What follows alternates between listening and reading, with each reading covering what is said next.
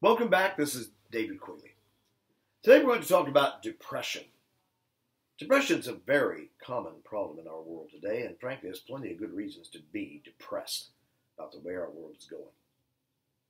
However, the one thing I can tell you for sure about depression is that depression is not a Prozac deficiency in the general population. While doctors for many years have attempted to maintain that depression is caused by a shortage of specific brain chemicals, neurotransmitters, causing the person to feel depressed and moody, there is very little evidence of this kind of biochemical cause of depression out there in the research. As a matter of fact, doctors are still rather vague as to even how antidepressants work and whether, in fact, they're even effective beyond the placebo effect. I myself have found, although I've never taken antidepressants myself, that many of my clients get great benefits from taking antidepressant drugs, so I'm not speaking against those today. In fact, if your clients or you or your family need antidepressant drugs, I am fairly positive about them. But the problem is that none of these address what I consider the real underlying causes of depression, which have nothing to do with brain chemical imbalances, except perhaps for a very small percentage of the population. In fact, for most of us, and depression, by the way, is so common as to affect, it's estimated, between 20 and 40 million Americans. It's such a common condition that we can readily see by studying the general population why people get depressed. And frankly, it's not pharmaceutical science. Think about some of the depression you suffered from or friends of yours have suffered from. I'd say that the most common form of depression, frankly, comes from not feeling loved or belonging. We don't belong to a family. We don't have intimate friends. No matter how many friends we have on Facebook, that's no compensation. When we don't know who we can talk to about our most intimate pain and fears, that's called loneliness. We in America tend to not recognize loneliness as the dangerous mental and emotional condition that is a primary source of depression. But it's important that we address loneliness, because we're not going to heal depression until we fix the problem of loneliness. Now, some of you may have heard the song Eleanor Rigby. You remember that from the old Beatle days? Keeps her face in a jar by the door. Who is it for? All the lonely people are represented by this figure of Eleanor Rigby. And she was an object of scorn and laughter to the folks like myself who listened to the Beatles songs back then. It was estimated in the census of 1960 that only about 4% of the population in America suffered what I would call the Eleanor Rigby syndrome, the lack of an intimate friend with whom you could share your feelings, your needs, your time. 4%. And I think we can agree that almost all of them were depressed, but all of them were lonely. Strange enough, in the year 2010, the census report that year reported 25% of Americans are now living a life without an intimate friend, much less a husband or wife, without an intimate friend to share their lives with. This is way beyond epidemic. It is a life-threatening pandemic running rampant in our world today. 25% of Americans do not have an intimate friend in their lives. I'd like to take the time to go over why this has happened. What are the political and economic forces that have led us into this, to the edge of this cliff of loneliness? But I won't take that time today. What I'll simply say is that it's real, and it's a major cause of depression. I might add that there's a number of people who suffer this kind of depression that actually are married, that have children, that have families, that think they have friends. But when you ask them, who do you feel safe sharing your most intimate feelings and needs with? The answer from many of these families is no one. I know that's the way it was when I was a kid. I know that's the way it was in one of my marriages. Yeah, I was with someone, but I felt so utterly alone because this was not anyone whom I could trust to share my deepest feelings and needs with.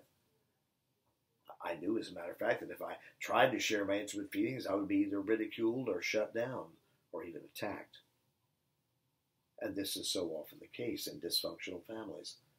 So when I say loneliness, I don't necessarily mean you're like Eleanor Rigby living in an empty house, although many of my clients suffer this terrible fate. But many of my clients are also lonely in a family where they simply feel their feelings and needs are neither welcomed nor understood. Many times, so therefore we can say that being in a family, having some husband, wife, children around the house, isn't necessarily freeing you from loneliness. And it is estimated that we have far more lonely people in this country now than we have ever had before. So what's the solution to this kind of depression? Well, one thing, this loneliness could be connected to grief, and often is. Well, I did have a soulmate, but he died. Or, yes, I did have a loving mother, but then she got lost to alcohol. Yeah, I used to have a wonderful friend back in high school, but he left town. Sometimes it's important for us to go back and use what I call the resurrection process to bring back these spirits, whether they're deceased or simply moved on, to bring back the people that were your friends and reestablish a bond with them on the spiritual planes. And this way, finally, they can let go of the grief and the tragic sense of loss that otherwise will haunt them for a lifetime. One client said to me, David, this last session you did with me connected me with my wonderful soulmate and husband of 20 years who died of cancer just a year ago. And now, thank you for reconnecting his spirit with me. Thank you for helping me to discover that he wants and is willing to be my inner mate. Thank you for teaching me how to communicate with him every single day. You have saved my life, she said to me. And this is one of the most important things we can do in alchemy, is helping the client to tune into those spiritual internal resources, such as the husband who died, the father for whom you still grieve. But we can also contact divine angelic beings from the dimension of alchemy, from the collective unconscious, that can help the client to soothe their grief and loneliness. This is how I was saved from suicide, quite frankly. A new inner mother came to me and held me in her arms and said, I'm going to love you on the spirit planes. And although I didn't believe it at the time, it seemed like a bunch of hogwash because I was, of course, the son of a minister and therefore an atheist. But nevertheless, feeling her love and her care with me every single day for years has kept me alive and happy and filled with joy. And as an aside, frankly, she also taught me how to relate to women in the outer world and has helped me to experience and to enjoy the wonderful marriage and beautiful family that I have now in the outer world. So we might say that the client who needs treatment for depression may not need treatment at all. What they need is a loving friend. What they need is a loving family. What they need is someone who can care about them and care for them every single day. And that's what we give them in alchemical hypnotherapy. And in the process, we use these inner guides, whether it's your deceased mother or your inner guardian angel. These guides teach us how to make friends in the outer world, because after all, I don't think all of our friends should be spirits. Instead, my guides and those of my thousands of clients teach them how to find love in the outer world and how to keep it. I'm a big fan of studying all the great experts in the field of relationship counseling, people like John Bradshaw and Dr. Phil and Oprah Winfrey. These people have great insights. My favorite being actually Glasser. Wonderful insights on a relationship. But it's so much better, instead of just reading books about it, to have an inner mate, an inner mom, an inner dad that can say, hey, David, here's how we go to this party. Here's how we make friends. Here's how we soothe your girlfriend's upset. Here's how we fix this faux pas you committed again last night. Yeah, I just need those skills and how to be socially adept. I think we all do. I had a depressed client one time. She came to me. She says, David, I know what the problem is. I need to learn how to make it alone. I've been single and lonely all my life. I've had a child as a single mother. It's been difficult. Now she's a teenager and she's being rebellious, and my husband's long gone, and so my parents, and they disown me. So I need to learn how to live alone. Can you help me do that? And my answer to her was, well, yes, of course I can do that. Oh, no, as it turns out, I can't. Because, you see, you're one of my human clients. Now, if you were a polar bear, no problem. We could fix that pretty easy. If you were a snake, no problem. But you're a member of my human population of clients, and humans can't do that. It's not in our genetic code to be all alone. What I can do is help you find the loving resources in your inner world, a loving inner father, a loving inner mother, a loving inner mate, that can help you experience the love that human beings need to have. She understood that. And with tears in her eyes, she said, let's get started. Thank you for confirming, because I've always known, deep down inside, that's what I needed. We human beings are not polar bears. We're not snakes. And even if our culture derogates family and intimacy and affection, even if our culture makes family life unimportant, even trivial compared to the important business of making money or accomplishing career objectives, we can't forget that we are human. And that's why we live in a sea of depression. And my work is helping clients to heal that deep underlying loneliness, that black hole down in their bellies, by giving them the loving father, the loving mother, the adoring inner mate, the guardian angels that they need. And these guardian angels teach them how to build loving relationships in the outer world. You don't need to treat your depression. You need a family for your loneliness. That's the second cause of depression. It's so harder to spot. But we find sometimes people who are very successful, very wealthy, have successful families, successful lives, killing themselves or feeling depressed and anxious and oftentimes getting addicted to drugs. How many do we see in Hollywood getting addicted to drugs? Are they really lonely? How can you be lonely when you're worshipped by millions of people and have your pick of all the gorgeous starlets in Hollywood to marry? Or several even. How could that be the ticket for drug addiction, depression, anxiety, suicide? One additional explanation is required.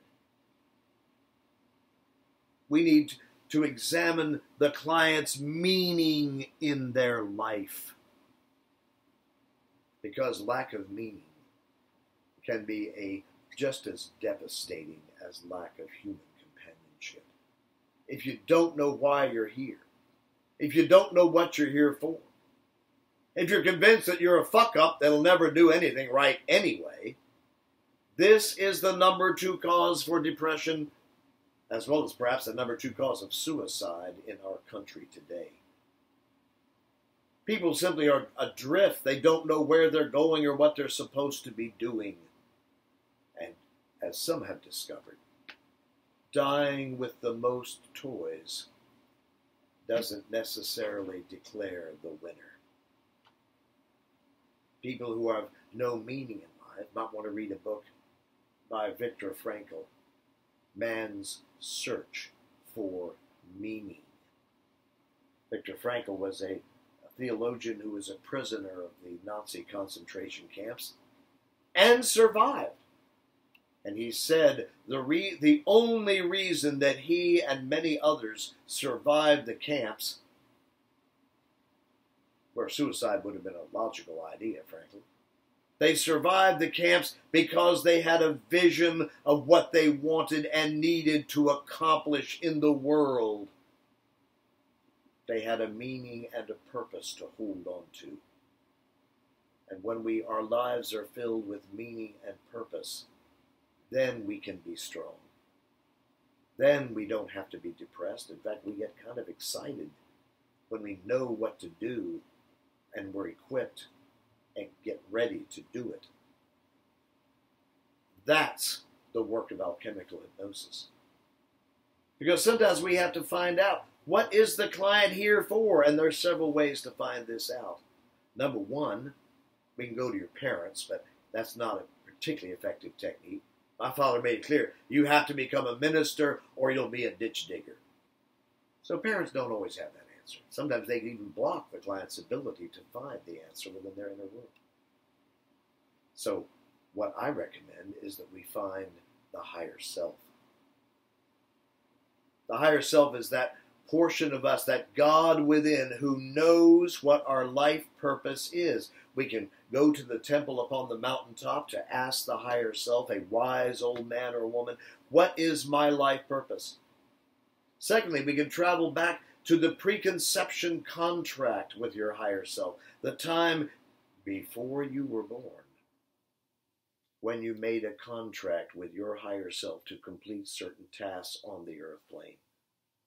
A contract perhaps also to endure certain suffering, to engage in certain kinds of relationships, to endure certain challenges for our lessons and our healing and our purpose. The preconception contract isn't so much a book as it is a videotape that the higher self plays for us in the period between lives that says, this is the plan we have for your next incarnation. Still another way that we can contact purpose is to take a journey forward into your future self who is achieving your life purpose. And then that future self explains how they did it and how we, therefore, can do it too. These 3 strategies, all of which involve contacting your true life purpose through the help of the higher self and the future self, are extremely powerful to helping my depressed clients to rise out of that sense of pointlessness, that sense of helplessness and hopelessness, because that is another major cause of depression. In summary, then, let me say that whether you decide to take advantage of modern-day antidepressant medication or not is a decision you and your doctor can make. But if you are really ready to rise above depression for good, there's no chemical soup is going to help there. What we need is to find the solution for your loneliness, your grief, your emptiness, and get you to your life purpose, and with the help of your own higher self, get you started in fulfilling that purpose. So if you're ready to conquer depression, this is how it's done.